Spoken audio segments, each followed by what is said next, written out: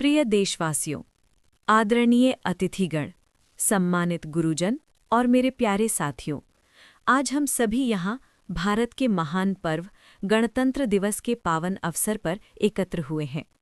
26 जनवरी ये सिर्फ एक तारीख नहीं, ये भारत की आत्मा, स्वाभिमान और संकल्प का प्रतीक है। 26 जनवरी 1950 को हमारे देश ने अपना संविधान अपनाया और स्वयं को एक संपूर्ण गणराज्य घोषित किया। उस दिन भारत ने दुनिया को ये बताया कि अब ये देश कानून से चलेगा, न्याय से चलेगा और समानता से चलेगा। गणतंत्र दिवस केवल झंडा फहराने या परेड देखने का दिन नहीं है। ये दिन है अपने कर्तव्यों, अपने चरित्र और अपने राष्ट्र के प्रति जिम्मेदारी को समझने का।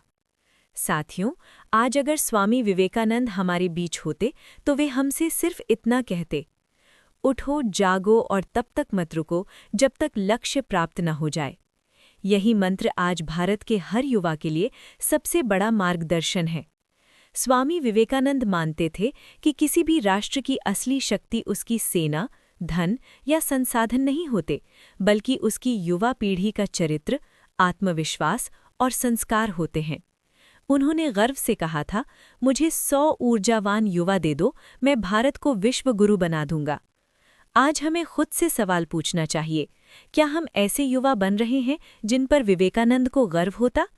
क्या हम अपने समय का सही उपयोग कर रहे हैं? क्या हम अपने देश को आगे बढ़ाने में योगदान दे रहे हैं? गणतंत्र हमें अधिकार देता है, लेकिन विवेकानंद हमें सिखाते हैं, कर्तव्य पहले, अधिकार बाद में। हम बोलने की आज़ादी चाहते हैं, लेकिन क्या हम सच बोलते हैं? हम समानता चाहते हैं, लेकिन क्या हम दूसरों का सम्मान करते हैं? हम सफलता चाहते हैं, लेकिन क्या हम मेहनत करते हैं?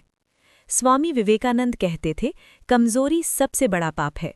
डर, आलस्य और हीन भावना हमारे सबसे बड़े शत्रु हैं। अगर भारत को महान बनाना है तो हमें पहले खुद को मजबूत बनाना होगा, शरीर से, मन से और आत्मा से। आज का भारत एक युवा भारत है।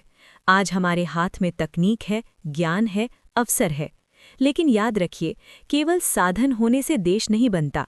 देश बनता है संस्कारों से, ईमानदारी से और सेवा भाव से।